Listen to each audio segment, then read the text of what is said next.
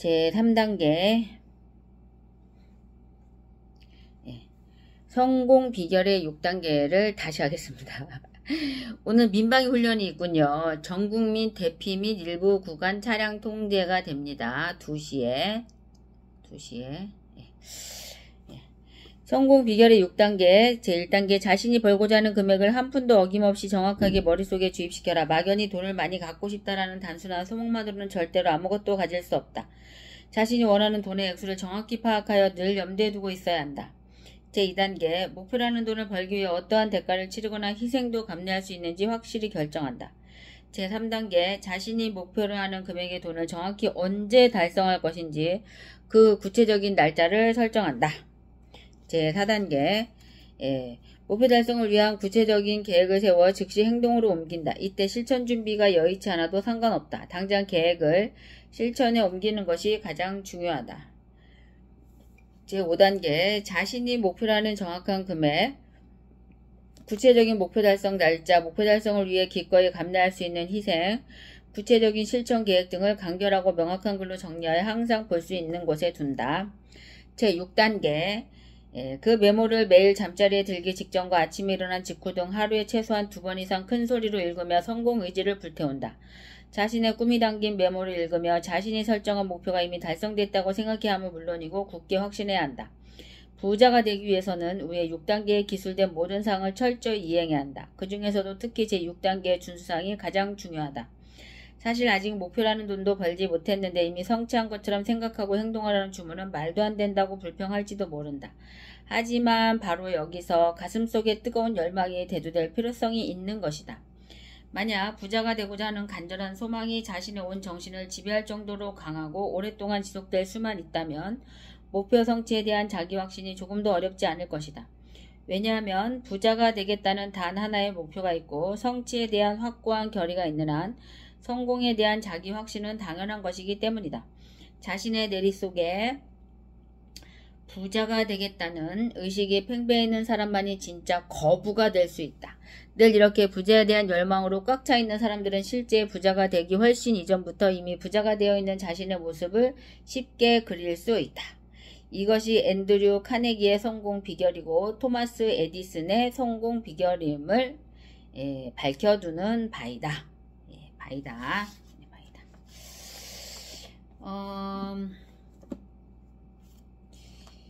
이제 오늘은 제가 돈은 옛날의 여자들처럼 수줍음이 많고 좀처럼 붙잡기 어려운 것이다. 때문에 돈은 일단 선택을 했다 하면 무슨 일이 있어도 내 사람으로 만들겠다는 굳은 의지를 가지고 사랑하는 사람을 쫓듯이 열정을 가지고 쫓아야 한다. 사랑하는 사람을 향한 힘과 돈을 향한 그것은 크게 다른 것이 아니다. 그리고 돈을 쫓는 그 힘이 효과적으로 발휘되기 위해서는 반드시 신념과 욕망과 인내력과 계획성 그리고 실천력이 잘 조화를 이뤄야 한다. 이른바 큰돈이라고 하는 것은 일단 들어오려고만 하면 계곡에서 물이 흐르듯 쉽게 들어오는 법이다.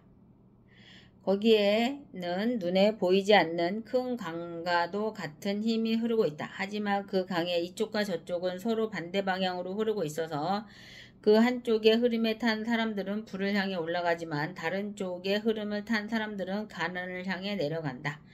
커다란 불을 쌓은 모든 사람들은 이 인생의 흐름이 존재한다는 것을 알고 있다. 그 흐름은 곧 자신의 사고 방식이다. 적극적이고 긍정적인 사고는 불을 향해 올라가는 흐름을 형성하고 소극적이고 부정적인 사고는 가난을 향해 내려가는 흐름을 형성한다. 부자가 되기 위해서 이 책을 읽고 있는 사람에게 있어 이것은 대단히 중요한 의미를 갖는다. 만약 당신이 가난을 향해 가는 흐름을 타고 있다면 이 책이 당신이 다른 쪽의 흐름을 향해 나아가는 것을 도와줄 노와 같은 역할을 할 것이다. 그러나 적극적으로 활용하지 않는다면 그 노는 아무런 쓸모가 없다. 이 책에 대해 단순히 마음대로 판단해버린다면 당신에겐 아무런 도움이 되지 못할 것이다.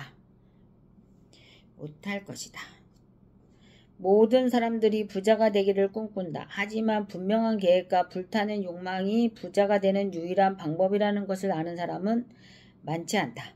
가난은 언제나 대담하고 냉혹하기 때문에 계획을 세울 필요도 없고 남의 도움을 받을 필요도 없다.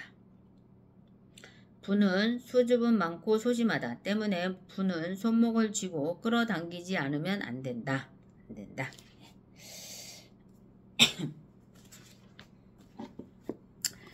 그래서 AI 사피엔스를 읽어보겠습니다. AI 사피엔스.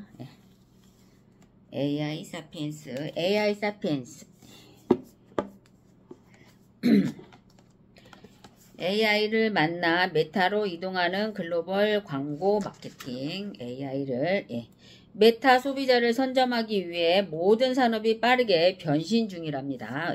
메타 소비자 선점하기 위해 모든 산업이 빠르게 변신 중이다. 그래서 AI를 만나 메타로 이동하는 글로벌 광고 마케팅.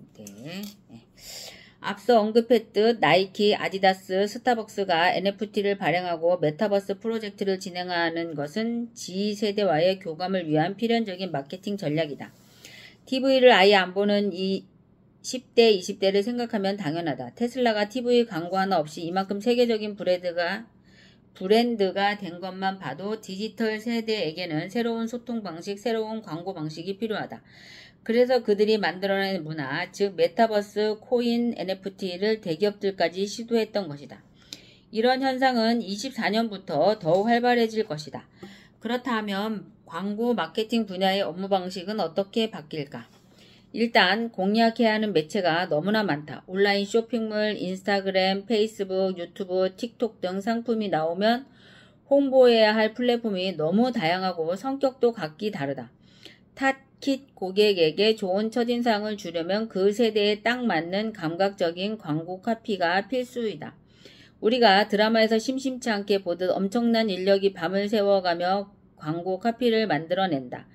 거기다 플랫폼까지 다양해졌으니 정말 많은 인원과 다양한 세대의 참여가 필요해졌다. 그런데 AI가 이 문제를 싹 해결해버렸다.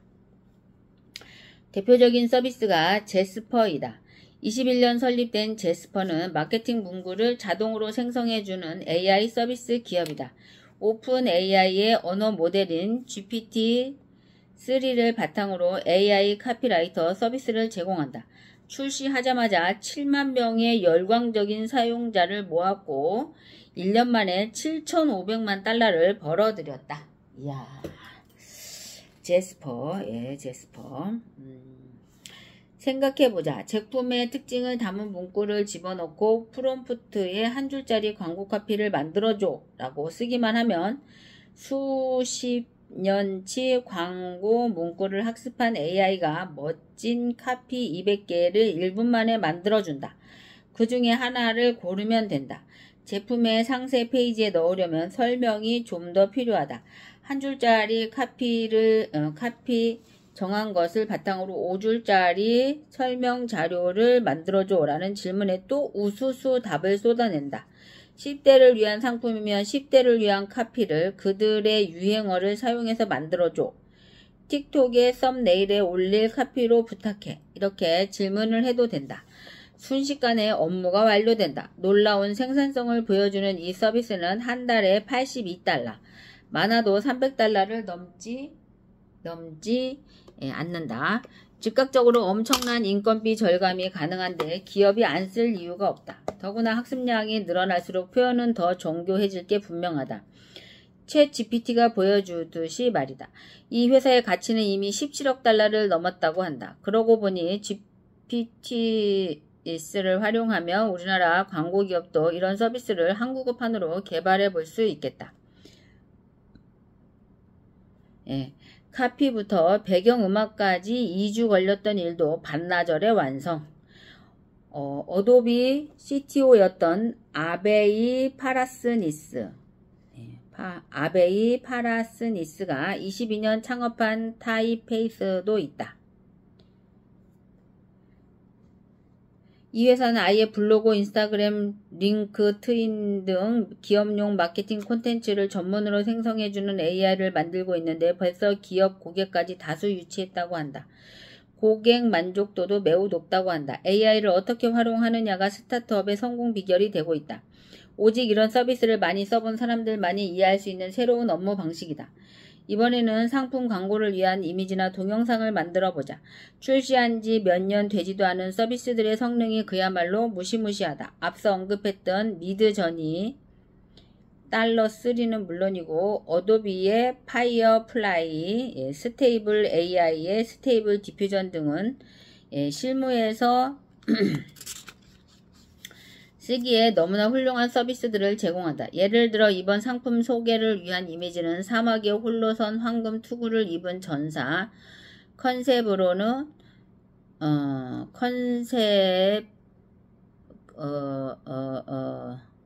사막의 홀로선 황금 투구를 입은 전사 컨셉으로 가자는 결정을 한다. 그리고는 대충 엉성한 그림을 그린다. 그리고 스테이블 디퓨전에 넣은 뒤 프롬프트에 명령만 내리면 모든 게 끝난다. 정말 멋지고 프로페셔널 이미지가 생성된다.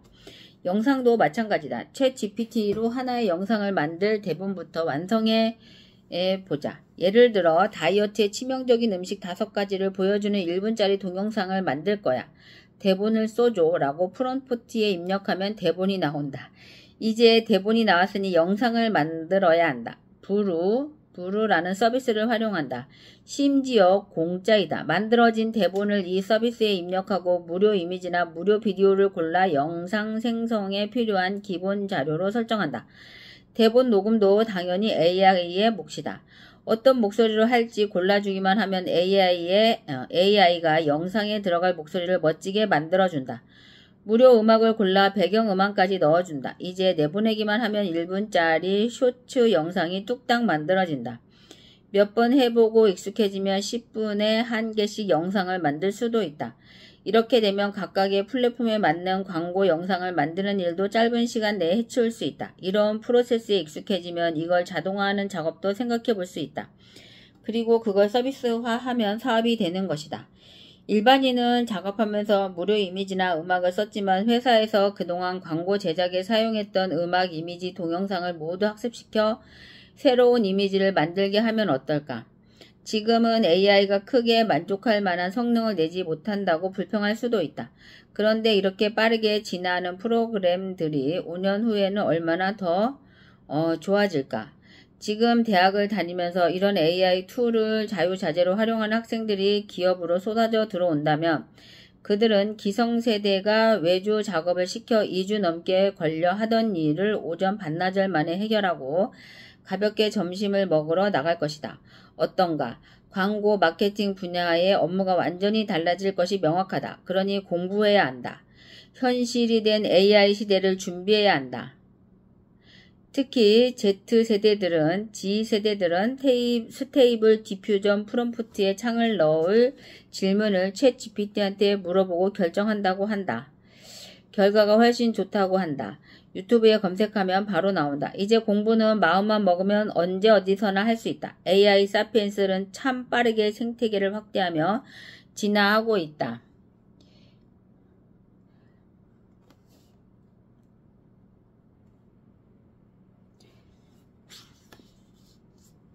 메타 인재 양성 고교 교육의 난제를 AI로 해결하다. 이야, 큰일 났습니다. 선생님들이 할 일을 다 컴퓨터가 대신해서, AI가 대신해서.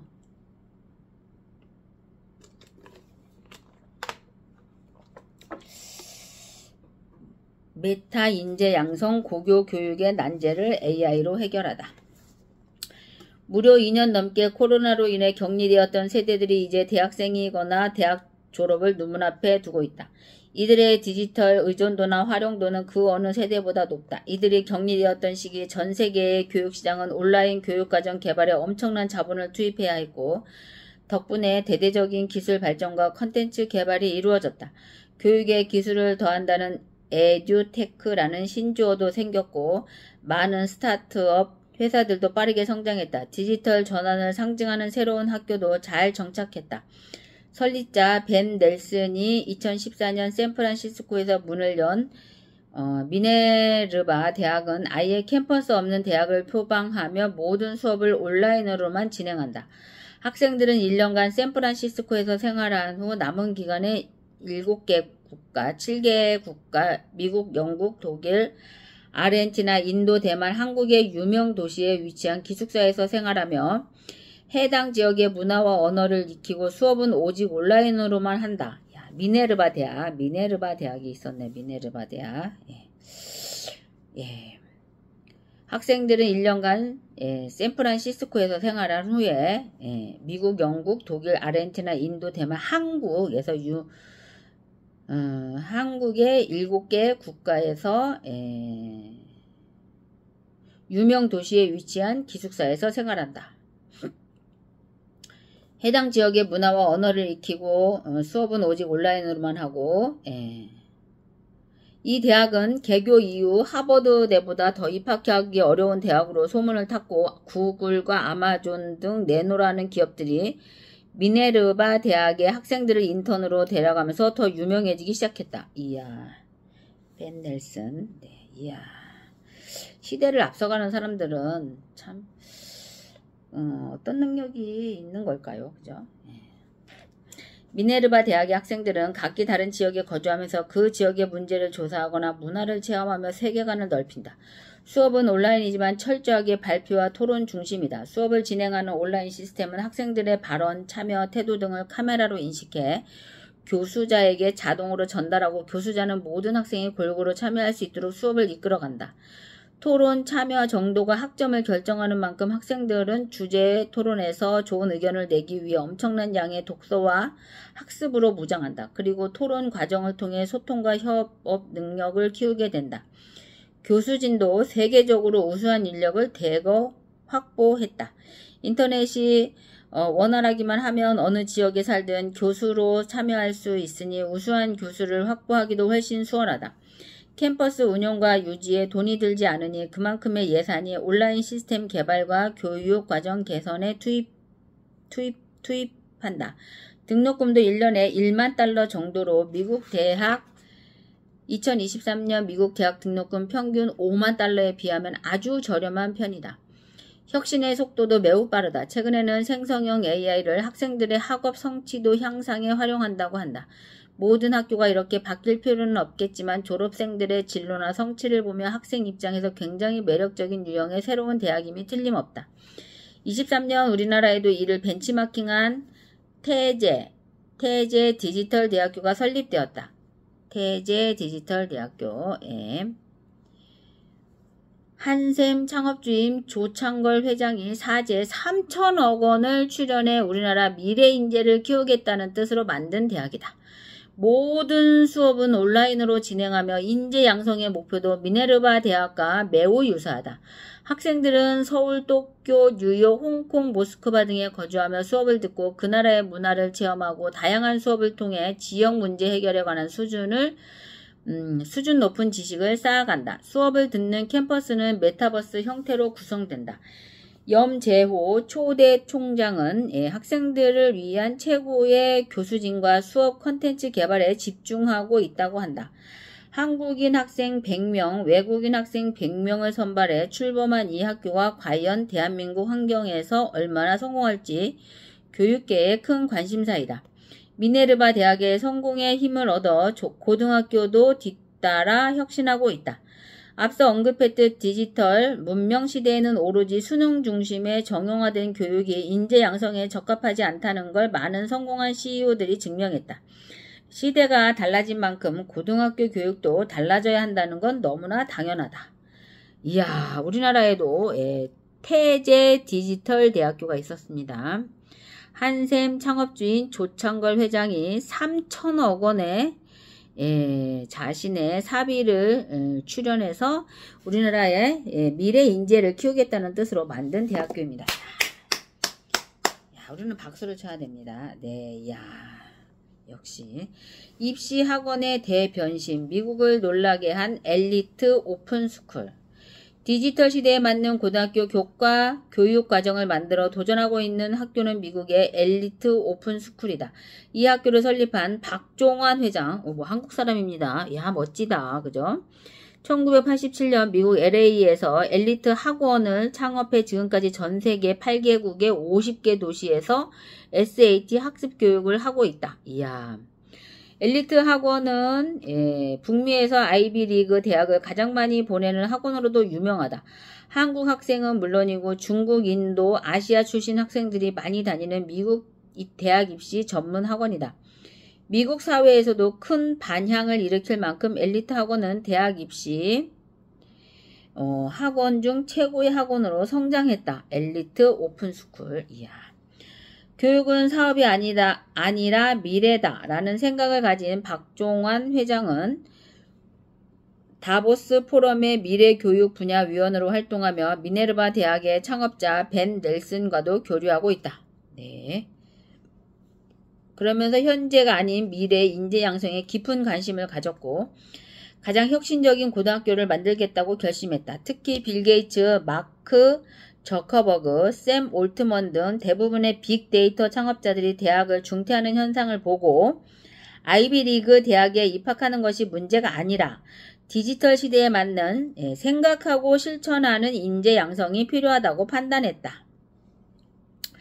우리 엑스피어 블록체인을 개발하신 사슬 블록체인을 개발하신 이정우 개발자님도 카이스트를 2학년 다니다가 이제 병역 특례자로 방위산업체인 배달의 민족 앱 개발하는데 참여를 하셨었고 제대 후에 해제 후에 이제 바로 회사를 창립을 했다고 합니다.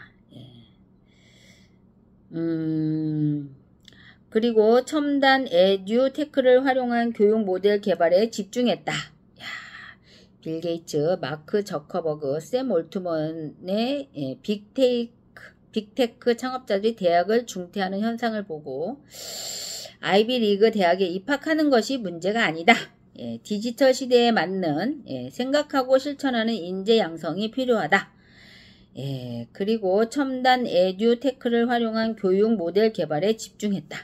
그리고 오랜 연구와 투자 끝에 새로운 형식의 커리큘럼을 완성하고 2016년 미국에서 엘리트 오픈스쿨을 설립했다. 2016년에 현정이는 뭐하고 있었을까요? 네. 열심히 살고 있었습니다요. 2016년, 23년 이 학교는 미국 고등학교 평가 기관인 니치로부터 미국 전체 사립 고등학교 3,142개 중 55위로 상위 2% 안에 드는 놀라운 평가를 받았다. 미국의 상위 사립고등학교들이 가진 오랜 전통과 엄청난 자본 투입을 생각하면 설립 7년 차인 고등학교가 55위에 오른 것은 굉장히 놀라운 성과이다. 이 고등학교의 학생들은 액티브 러닝을 주력한다. 액티브 러닝. 설립 7년 차인 만큼 새로운 전통도 스스로 만들어가는데 예를 들어 스포츠 데이, 우리나라로 치면 체육대회를 준비할 때도 모든 학생이 준비위원회를 결성하고 어떤 방식으로 진행할지 의견을 모은 후 이를 학교에 제출해 승인받아 직접 추진한다고 한다. 23년에는 타 고등학교 팀들을 초청해 대회를 더욱 흥미롭게 진행했고 마케팅을 담당한 팀에서는 틱톡, 유튜브 등을 통해 스포츠데이 행사를 소개했다. 행사에서 판매하는 기념품도 다양하게 기획하고 제작해 수익 사업도 성공적으로 완수했다. 이렇게 되니 학생과 학부모의 만족도도 자연스럽게 올라가서 고교 랭킹에서 상위권에 오를 수 있었다. 고교 랭킹이 올라가면 미국 내 명문대 진학률도 당연히 상승한다고 하니 결국 혁신에 대한 도전이 좋은 결실을 거둔 것이다. 우리나라에도 엘리트 오픈스쿨이 문을 열었다. 놀랍게도 게임학교, 와우! 게임학교, 심지어 프로팀과 계약을 맺어 프로게이머들이 강의에 참여한다. 최근에는 롤드컵에서 우승한 T1 팀과 함께 하기로 계약했다. 세계적인 스타 페이커 이상혁 선수가 강의를 한다고 하니 학생들이 얼마나 설렐지 짐작이 간다. 그런데 듣자 하니 좀 불편한가? 안 그래도 요즘 애들이 심각한 게임 중독인데 뭘 또 이런 학교까지 만드나 하는 생각이 드십니까? 실제로 이 학교는 게임 중독에 빠져 다른 공부에 무기력해진 아이들을 대상으로 설립했다고 한다. 사실 그런 학생들이 많다. 학생들은 이 학교에 입학한 후 늘 꿈꾸던 게임을 정말 신물나게 할 수 있다. 오전에는 오전에는 정규 교육과정을 학습하고 오후에는 게임 훈련을 한다. 그것도 세계 최고 프로게이머들의 코칭을 받으며 체계적으로 말이다. 꿈꾸던 프로게이머의 길에 정식으로 도전하는 것이다. 그런데 재밌는 것은 이 과정에서 학생들 대부분이 자신이 프로게이머가 될 수 없다는 걸 깨닫는다고 한다. 모든 분야가 그렇듯 프로 선수로 살려면 엄청난 재능이 필요하다. 그걸 미리 체험해보고 깨닫는 것이다. 그리고 자신의 미래를 다시 고민하기 시작한다. 대부분의 학생들이 그렇듯이 말이다. 그리고 이 학교는 오랜 기간 축적된 노하우를 바탕으로 아이들의 미래를 일일이 코칭하며 잃어버렸던 공부에 대한 관심을 키워준다고 한다. 실제로 그 덕분에 아이들 대부분이 훌륭한 미국 대학으로 진학하고 있다. 네, 훌륭한 미국 대학, 훌륭한 한국 대학이 아니고 미국으로 가고 있군요. 이 학생들이 한국의 수능 시험 공부에 몰입하긴 어렵지만 게임 훈련을 받은 커리어를 살려 미국 내 수백 수천 개의 대학 중에 자기 적성에 맞는 대학을 찾아 진학하는 것은 정보만 충분하다면 그리 어렵지 않다고 한다. 실제로 미국에는 e스포츠 팀을 운영하는 대학들이 많아서 특기생으로 입학한 경우도 많다고 한다. e스포츠, 아이들이 포기가 아니라 희망을 갖게 만드는 일이다. 하지만 비용이 많이 든다는 단점은 있다. 교육의 양극화, 사실 큰 사회적 난제이다. AI를 도입한 혁신적 고교 교육과정의 성공. 이 문제를 해결하는데도 박종환 회장은 관심이 많다. 24년 1월 미국 라스베이거스에서 열린 CES 2023 참석해 박종환 회장을 인터뷰할 기회가 있었는데 최근에는 미네르바 대학과 협업해 전 세계 학생들이 참여할 수 있는 고교 교육과정을 개발하고 있다고 한다. 이미 오래전부터 교육 분야에 LLM 개발이 필수적이라고 판단해 독자적인 생성형 AI 모델을 개발해 왔는데 최근 그 성과를 새로운 교육과정 개발에 활용한다고 한다. 오랜 입시 지도 경험에 따르면 학생들에게 가장 중요한 것은 수준에 맞는 교육 콘텐츠의 제공과 미래를 함께 고민해주는 코칭이었다고 한다. 그런데 높은 수준의 코치를 선생님으로 모시려면 필연적으로 고비용이 발생하고 그걸 생성형 AI로 해결할 수 있다고 판단한 것이다.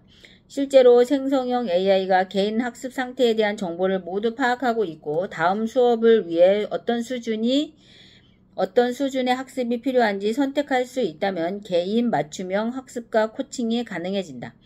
최근의 AI 기술 발전으로 본다면 충분히 실현 가능성이 높은 얘기이다. 그걸 위해 우선 미네르바 대학과 협업을 시작했다고 한다. 미네르바 대학 방식으로 개발하는 고교 과정에 AI를 도입하는 방식을 들어봤다. 토론과 발표를 중시하던 미네르바 대학의 온라인 교육은 학생들의 사전학습이 매우 중요하다. 아무것도 모르는 상태로는 토론에 단 한마디도 참여하기가 어렵기 때문이다.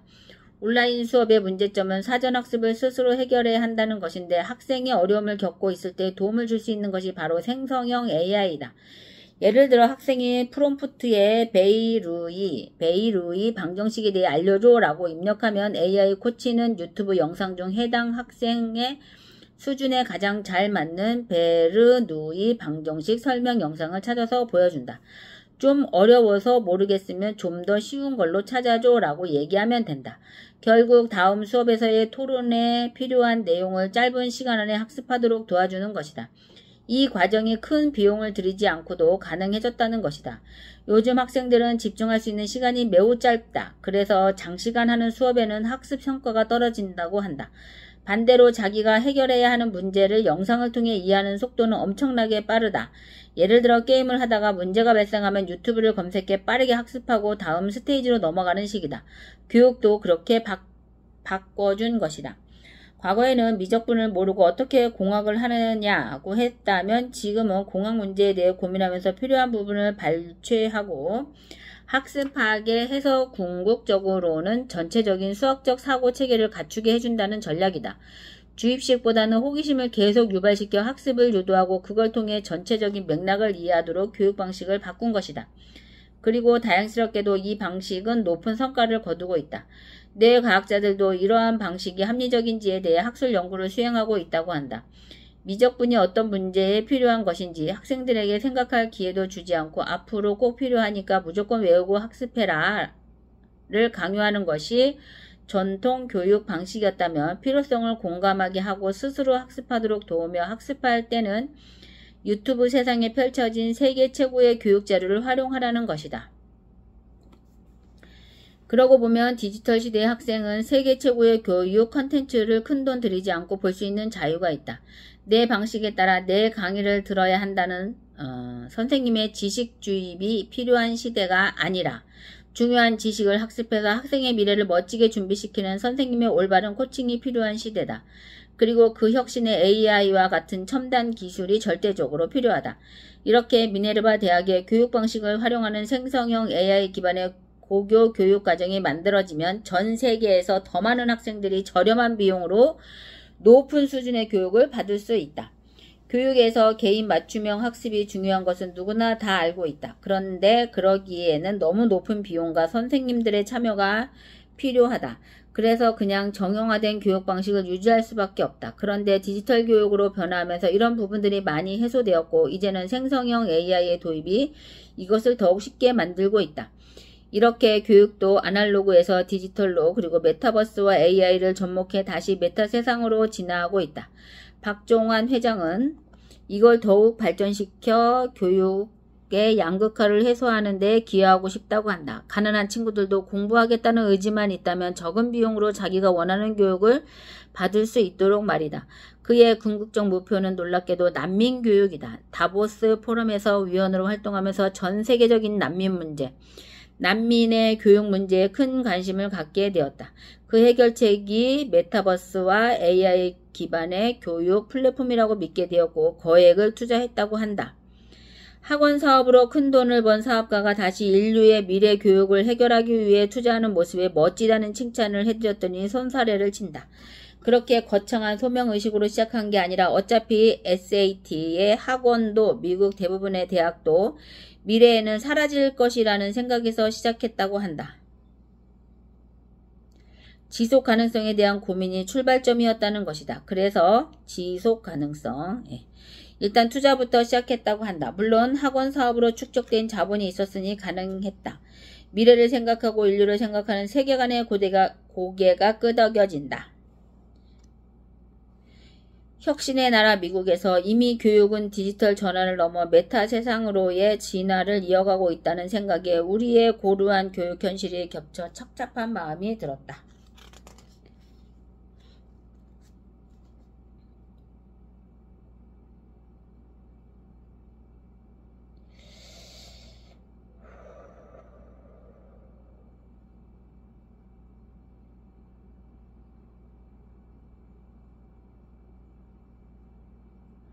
(10시 30분) 아직도 사이트는 열리지 않고 있는 거 맞죠? 사이트가 교육에 대한 국민적 열정을 선진국 버전으로 업그레이드 하려면 대한민국은 아마도 세계에서 교육률이 가장 높은 나라일 것이다. 부모들의 교육열이 지금의 대한민국을 선진국으로 만들었다 해도 결코 지나치지가 않다. 거기다 교육산업도 엄청난 규모의 생태계를 형성하고 있다. 우리는 이걸 사교육의 부작용, 교육의 빈익부, 부익부라고 이야기한다. 빈익빈, 부익부. 맞는 표현이다. 돈이 없어도 교육만큼은 평등하게 받아야 한다는 사고가 우리 사회 전체에 깊숙하게 깔려있다. 교육에 대한 열정은 역사의 산물이기도 하다. 그래서 늘 비난이 끊이지 않지만 많은 돈을 써서라도 자녀에게 더 나은 교육을 제공하고 싶은 부모의 마음을 막을 수는 없다. 그런데 부작용이 심하다고 타박하지만 말고 이 엄청난 교육열과 발전된 기술을 잘 융합해 산업화에 활용해보면 어떨까? 훌륭한 AI 교육 코치가 등장해 학생들에게 수준별 교육 컨텐츠를 찾아주고 학교 선생님들은 수업 부담을 줄이는 대신 학생들의 다양한 꿈을 듣고 조언하며 그 미래를 위해 무엇을 어떻게 준비할지 코칭해준다.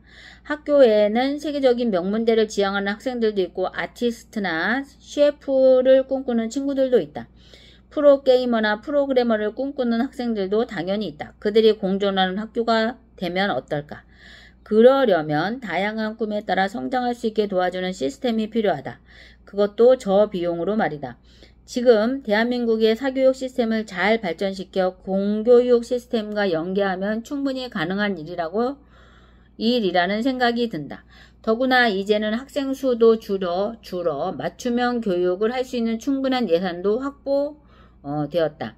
문제는 혁신에 대한 두려움 없는 도전 정신이다. 이래서는 안 돼. 이래서 안 돼. 라는 부작용에 대한 두려움을 던져버리고 이제 미래로 나아가야 할 때이다. 엘리트 오픈스쿨의 성공적인 혁신을 보면서 우리도 충분히 할 수 있지 않을까 하는 생각이 든다.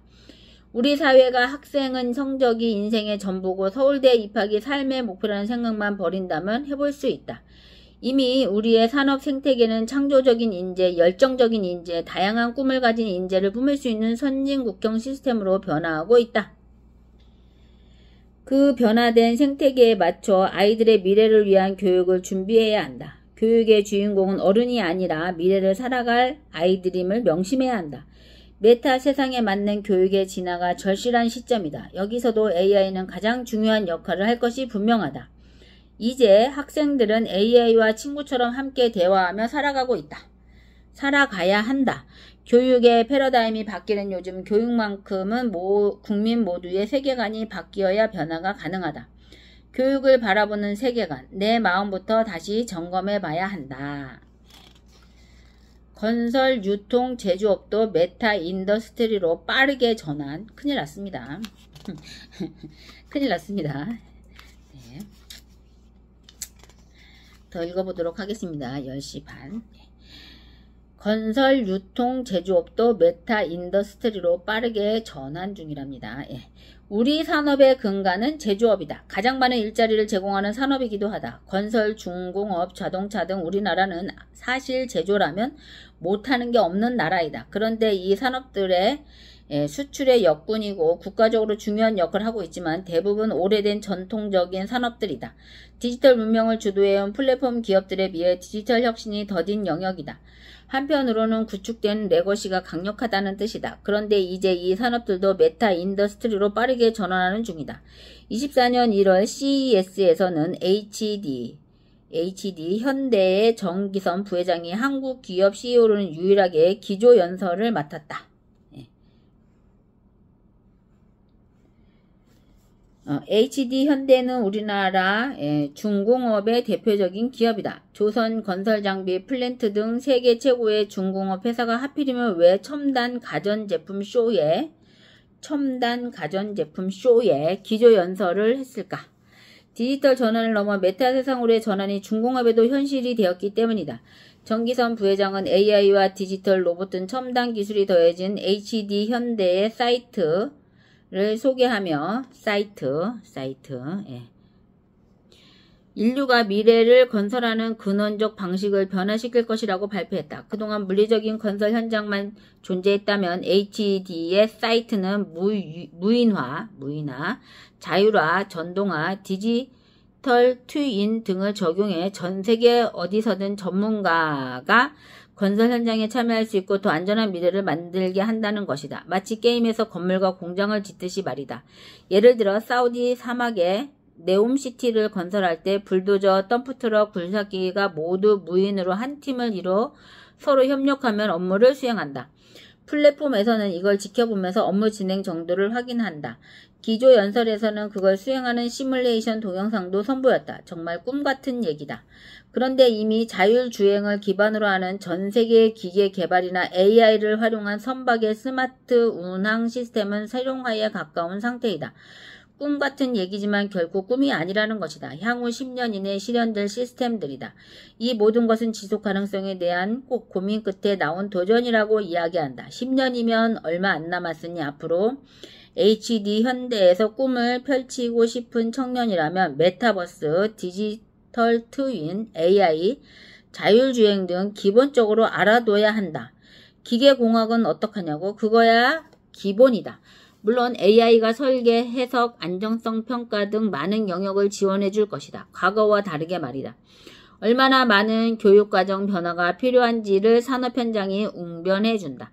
기업의 미래 비전과 대학생들의 미래 비전은 서로 매칭되어야 한다. 우리나라의 모든 공과대학이 명심해야 할 중공업 회사 HD 현대의 메시지이다.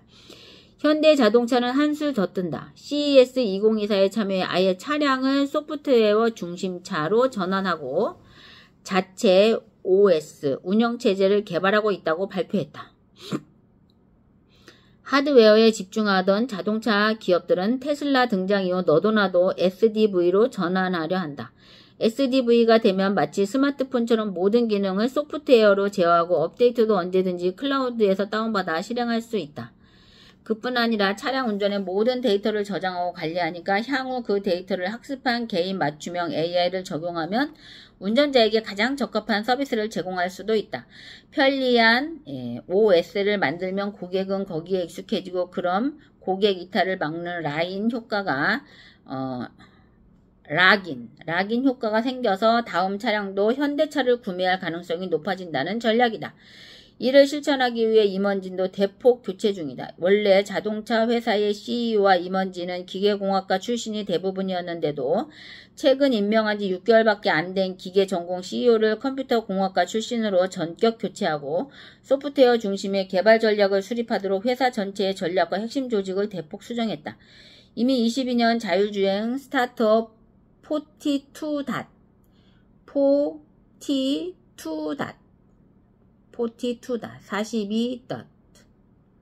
를 인수해 SDV 전환을 선도할 글로벌 소프트웨어 센터의 핵심 역할을 맡긴 바 있고 소프트웨어 인력도 대대적으로 확충하고 있다. 반면 내연기관 연구 인력은 전기차나 하이브리드 수소차로 이동시켜 차차 정리하는 중이다.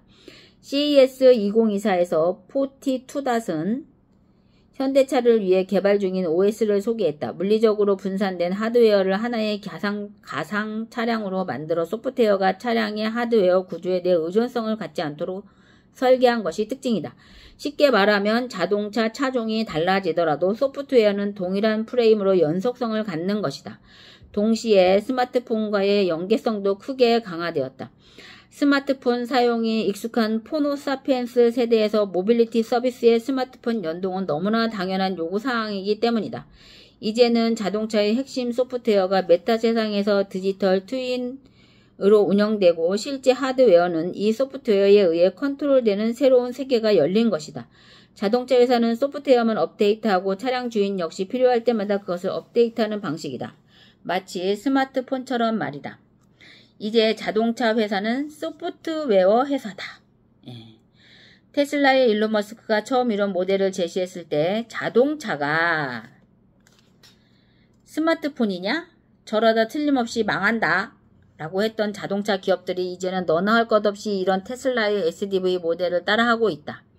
벤츠, BMW, 폭스바겐, 볼보, 토요타 등 모든 글로벌 톱 자동차 회사들은 현대차와 마찬가지로 독자적 OS 플랫폼 개발에 박차를 가하고 있고 거기에 회사의 미래가 달렸다고 판단했다. 실제로 자동차 부품 비용에서 전자 부품이 차지하는 비중이 50%를 넘은 지는 오래되었는데 이제는 자동차의 기능과 설계의 기본 개념까지 스마트폰처럼 소프트웨어 중심으로 이동하고 있다. 여기에 다양한 AI 기술이 활용되는 건 당연한 이치이다. 대표적 기계 산업이던 자동차도 이제는 메타 인더스트리로 중심을 이동하고 있다. 그러니 자동차 회사에 입사하고 싶은 대학생들이 어떤 과목을 공부해야 하고 어떤 기술에 집중해야 하는지 현대차의 메시지를 잘 파악해야 한다. 인재를 양성하는 대학도 마찬가지이다. 여전히 자동차는 기계 구동 장치이지만 앞으로는 소프트웨어와 AI 그리고 디지털 트윈의 개념이 융합된 기계를 설계할 수 있도록 가르쳐야 제대로 된 전문 인재를 키워낼 수 있다. 이제는 개도국 인재가 아니라 미래 AI 시대의 인재를 키워야 한다는 점을 명심해야 한다. 2019년 현대자동차는 도시 항공 모빌리티 사업에 참여하겠다고 선언하더니 2020년에는 이를 미래 모빌리티 산업의 핵심 중 하나로 키우겠다며 미국의 이를 담당할 독립법인 슈퍼널을 설립했다. 2024년 CES에 처음 참여한 슈퍼널은 실물 크기의 전동 수직 이착륙기를 선보였다. 8개의 프로펠러를 오직 전기 모터로만 구동시키는 이 비행기는 시속 200km로 도심을 자유롭게 날아다니도록 설계되었다. 28년 상용화가 되면 시끄럽고 이산화탄소 배출이 많은 헬리콥터를 충분히 대체할 수 있다고 자신했다. 여기에도 자율주행과 소프트웨어 개발은 매우 중요하다. 드론 기술의 핵심인 AI인 것처럼 말이다. 현대 자동차는 이제 자동차 회사가 아니라 인류를 위한 미래 모빌리티 산업의 중심 기업이 되겠다고 선언했다. 왠지 테슬라의 향기가 좀 묻어나온다. 현대 자동차의 중심 도시 울산은 AAM 산업에 적극 협력하겠다고 선언했다. 안전성만 확보된다면 슈퍼널 AIM을 빨리 도입해 도시 모빌리티 산업을 선도하는 도시가 되겠다는 것이다. 그렇다면 이와 관련된 새로운 서비스 산업과 전문 인력의 육성이 또 필요하다. 이렇게 사라진 것만큼 아니 그 이상의 일자리가 또 만들어진 것이다. 문제는 기존 산업에 적응하는 인재가 아니라 이제까지 존재하지 않았던 새로운 산업을 잘 만드는 전문 인력이 필요하다는 것이다. AAM에도 AI가 매우 다양하게 적용된다. 결국 또 AI 전문 인력이다. 자동차 산업에도 말이다. 산업의 경계가 무너지고 디지털 인류를 위한 새로운 기술들이 속속 개발되는 시대다. 이 급격한 변화를 선도하려면 아니 맞춰가기라도 하려면 미래에 대해 준비가 정말 많이 달라져야 한다. 최고의 기술을 구현할 최고의 인재를 확보하라. 확보하라! 건설업도 예외가 아니다. 앞서 언급했듯 HD 현대는 앞으로 자율주행을 기반으로 하는 지게차, 사무실에서 원격 조정이 가능한 포클레인 등 AI가 적용되고 플랫폼을 기반으로 운영되는 건설 장비 개발에 주력하겠다고 발표했다. 이것도 SDV의 일종이다. 그렇다면 설계는 어떨까? 또 영업은 어떻게 해야 할까? 최근 중동 지역에 엄청난 자본이 풀리면서 건설업에 큰 붐이 일고 있다. 아랍에미레이트, 카타르에 이어 제일 큰 형님뻘인 사우디아라비아가 대규모 건설 프로젝트를 잇따라 발표하고 있다. 대표적인 것이 바로 네옴시티이다. 네옴시티. 무려 700조 원을 투입해 900만 명이 거주하는 세계 최첨단 신도시를 건설하는 프로젝트이다. 네옴시티.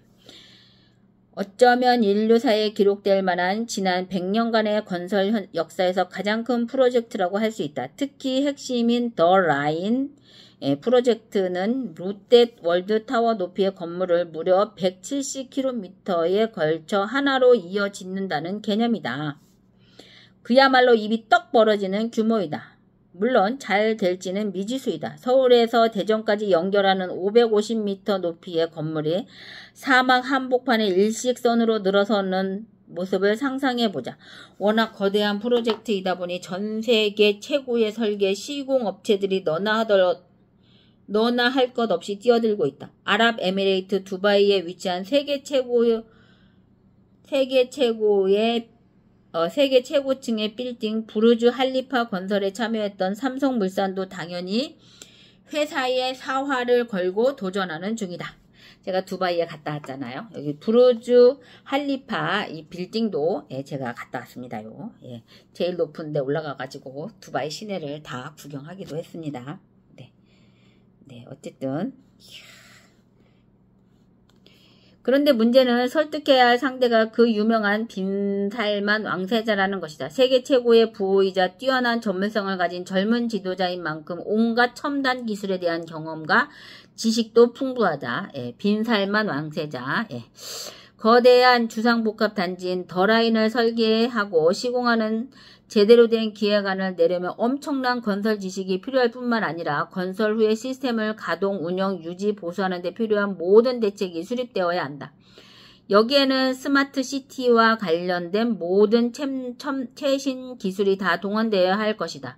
거기에 ESG를 감안해 이산화탄소 배출 최소와 에너지 효율 극대화, 사막 조건을 고려한 담수 공급 체계, 첨단 센서와 AI를 적용한 IoT 기반의 공조 시스템, IoT는 사물 인터넷이죠. 현존하는 모든 최신 기술은 물론이고 부족하다면 외계 기술까지 도입해야 할 판이다. 세계 최고의 기술력과 경험을 보유한 모든 기업의 경쟁에 뛰어들 것이다. 영업을 위한 프리젠테이션은 어떨까? 대충 조감도 몇 장 그려놓고 CAD 도면 몇 개 첨부하면 만족할까? 아니다. 빈살만 정도면 적어도 디지털 트윈 개념은 물론이고 거의 실사에 가까운 메타버스 모델을 만들어 놓고 애플 비전 프로로 직접 이리저리 둘러보며 감상할 수 있도록 해줘야 모두 조금 감동하지 않을까. 사실 그 정도 돈을 쓰는데 저라도 첨단 기술을 모두 적용해 최고의 아이디어와 비전을 보여달라고 요청할 것 같다. 상황이 이렇다 보니 앞으로 건설업도 보통 일이 아니다. 수출이 중요한 나라인 만큼 우리는 국내 아파트 공사에만 집중해서는 지속적으로 가능성을 보장하기 어렵고 결국 세계 최고의 건설 프로젝트에 지속적으로 도전해야 한다. 그런데 과거처럼 도로 깔고 다리 짓는 노동 집약형 공사는 이미 값싼 중국 업체들에게 넘어간 지 오래이다. 우리는 네옴시티 건설에 있어서도 고부가가치 부분에 실적을 내야 하는데 그렇다면 설계 시공 감리 분야에서 기존 첨단 건설 기술은 물론이고 디지털 트윈, IoT, AI 기반 에너지 관리 시스템, 스마트 시티 설계 능력 등 최첨단 디지털 기술에 대한 충분한 전문성과 실행 능력을 갖춰야 한다는 것이다. 당연히 앞으로 이런 인재들을 무수하게 뽑아야 한다는 뜻이다. 더구나 그들은 아직 선진국에서도 하지 못한 혁신을 실현해내는 인재들이어야 한다. 예, 네옴시티. 기업의 DNA 업의 패러다임을 완전히 갈아엎겠다는 각오. 기업의 DNA 업의 패러다임을 완전히 갈아엎겠다는 각오. 세계 최고의 건설 프로젝트를 내 손으로 설계하고 만들어 보겠다는 꿈을 가진 청년이라면 어떤 과목을 수강하고 어떤 기술을 학습해야 할까? 현대 산업의 발전은 왜 융합형 인재가 필요한지, 융합적 창의적 교육이 왜 필요한지를 명확히 보여주고 있다. 건설회사가 만나게 될 빈살만 다음 상대는 누구일까? 화성에 도시를 짓겠다는 일론 머스크이다. 일론 머스크 설득하기, 그것도 화성 식민지 건설 프로젝트라고 상상만으로 벌써 엄청 피곤하다. 그게 우리가 감당해야 할 미래이다. 지금까지 우리나라에서 가장 많은 일자리를 만들어낸 전통 제조 산업들이 겪고 있는 변화를 살펴봤다. 물론 모든 일자리가 갑자기 다 바뀌는 것은 아니다. 회사 운영에 필요한 기본적인 일들은 아마 상당 기간 지속될 것도 분명하다. 그렇지만 내가 하는 일이 바뀌지 않는다고 해서 공부하지 않아도 되는 것은 아니다. 급격한 변화의 시대에 기업의 목표는 번영 이전의 생존이다. 기업이 추구하는 패러다임 자체가 바뀌는 만큼 잘못된 선택을 한다면 아예 사라질 수 있다는 것이다. 예를 들어 세계의 모든 자동차 회사가 소프트웨어 중심으로 탈바꿈한다고 선언할 때 어떤 회사는 그보다 하드웨어 기술이 더 중요하다는 선택을 할 수도 있다. 다만 선택에는 책임이 따른다. 시트를 다른 회사들과 다르게 바꾸겠다거나 페인트를 다른 색으로 하겠다는 것과는 차원이 다른 선택이다. 모든 조직 구성원이 달라져야 하고 엄청난 자금이 투입된다.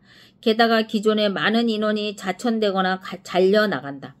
그야말로 살을 깎아내는 고통을 감내해야 한다. 이런 순간에는 모든 조직원의 공감과 참여가 성패를 결정하는 가장 중요한 요소가 된다. 조직의 모든 임직원이 생존을 위한 사투를 시작한다는데 공감하고 변화를 적극적으로 받아들여 함께 추진해야 성공 가능성이 그나마 높아지는 것이다. 조직은 하나의 생명체와 같이 유기적이다. 한 몸처럼 일사불란하게 추진하지 못하면 혁신을 이뤄내기가 어렵다. 기업의 지속 가능성은 곧 내 일자리의 지속 가능성이고 동시에 내 미래 가치의 지속 가능성이다. 모든 구성원이 함께 기업의 미래인 AI 시대를 준비해야 하는 이유이다. 다행인 것은 최근 기업들이 이런 변화에 대한 관심이 높아졌다는 것이다. SK건설은 SK에코플랜트와 SK에코엔지니어링으로 사명까지 바꾸고 성균관 대학교와 공동으로 하이테크 솔루션 학과를 만들어 18개월짜리 석사 과정을 개설했다.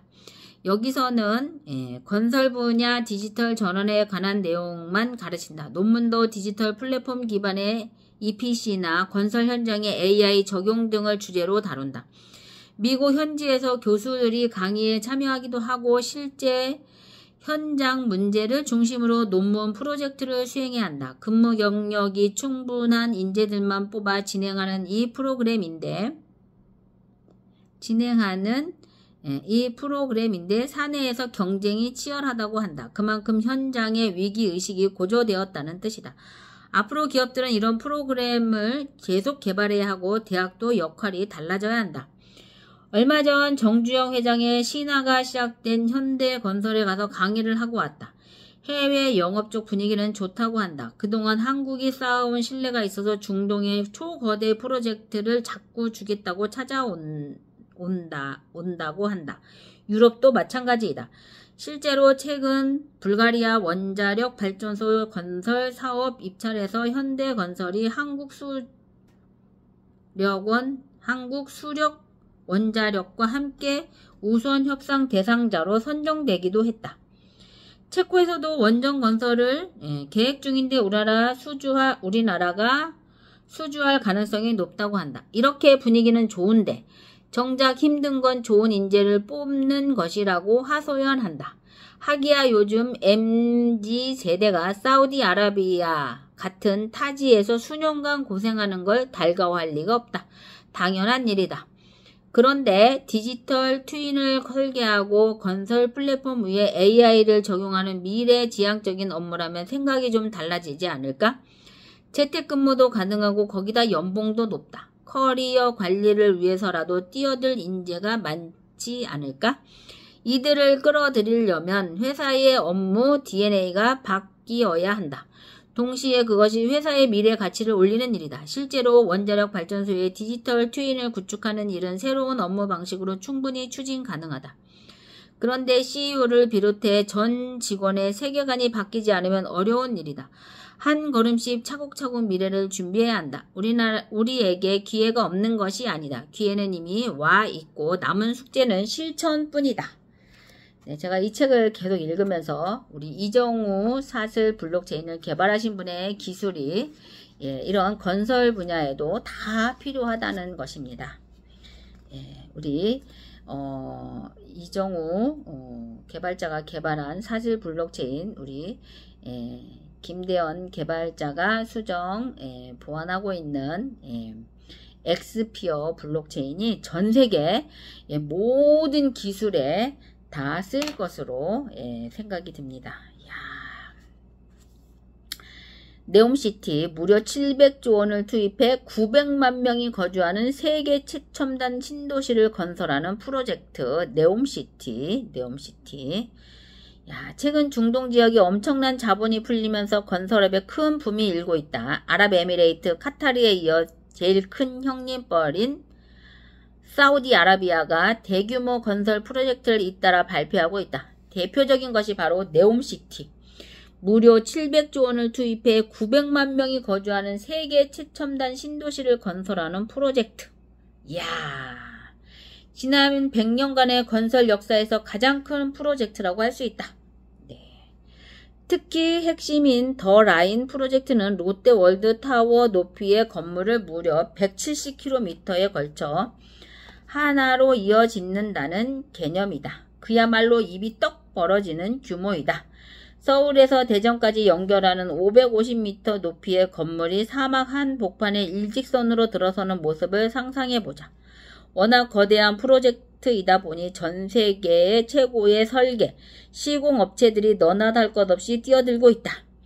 아랍에미레이트 두바이에 위치한 세계 최고 층 빌딩 부르주 할리파 건설에 참여했던 삼성물산도 당연히 회사에 사활을 걸고 도전하는 중이다. 책을 거의 읽다 보니 1시간 가까이 읽었습니다. 오늘도 좋은 하루 되시고요. 내일은 사무실에서 뵙겠습니다. 감사합니다. 구독, 좋아요 눌러주시고요. 우리 엑스피어 블록체인이 많은 사람들한테 알려질 수 있도록 같이 힘을 모읍시다. 제가 올린 동영상이 혹시라도 우리 엑스피어 블록체인에 엑스피어 코인에 도움이 된다고 생각을 하시면 퍼서 날라주세요. 네. 감사합니다.